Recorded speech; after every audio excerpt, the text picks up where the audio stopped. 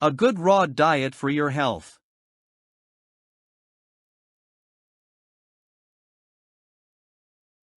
These days, we're seeing more and more instances of a variety of autoimmune disorders. Diseases like MS, lupus, rheumatoid arthritis, and a host of others seem to be on the rise.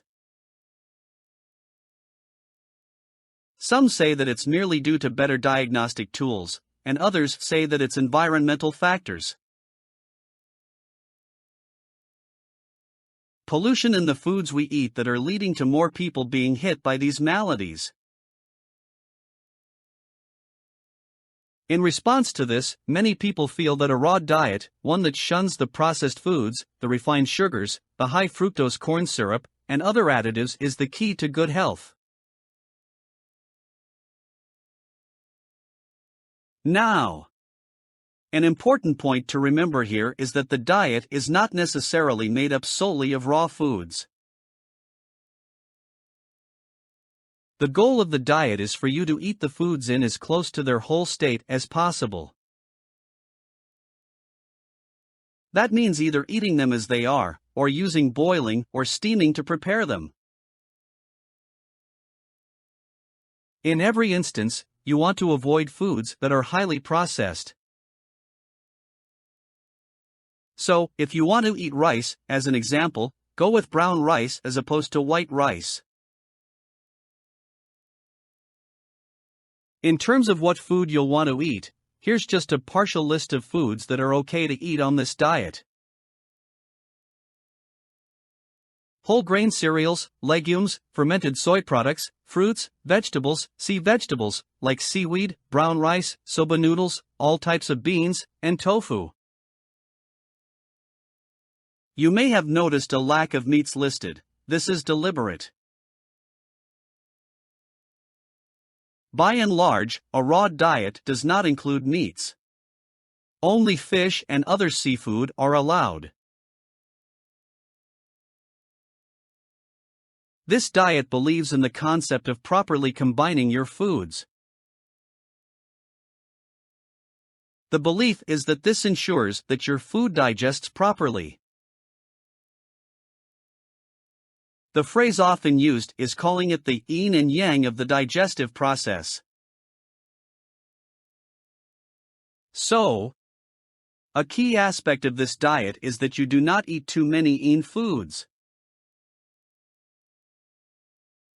This means not overloading your meals with too much of the following: peppers, potatoes, tomatoes, spinach, beets, avocados, and eggplant. Here again, you can see the heavy vegetarian aspects of this diet. In addition, you need to not partake of beverages that have stimulants like caffeine. So, don't drink a lot of soda or coffee. Instead, certain teas and lots of water are the best drinks. Another to remember about this diet is how you eat each meal. Keep your portions small. And you must chew your food well. This is most helpful in aiding your digestion. Not only does it break the food up into small manageable amounts for your stomach and intestines to handle, but it thoroughly drenches the food in saliva, the first step in digestion.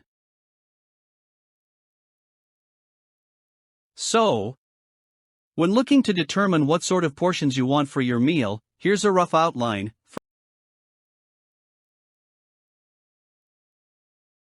First, make about half your meal of whole grains, and that includes brown rice. This is especially important if you have an allergy to gluten, as rice doesn't have that.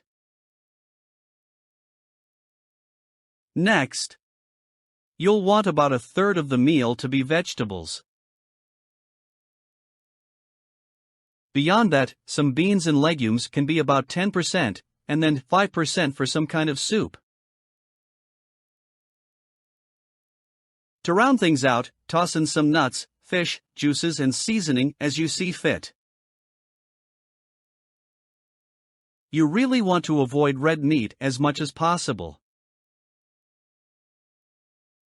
If you really like meat, and want some, at least aim to buy local, and thus avoid those with chemicals. In fact, when it comes to all of your foods, try to get only local produce.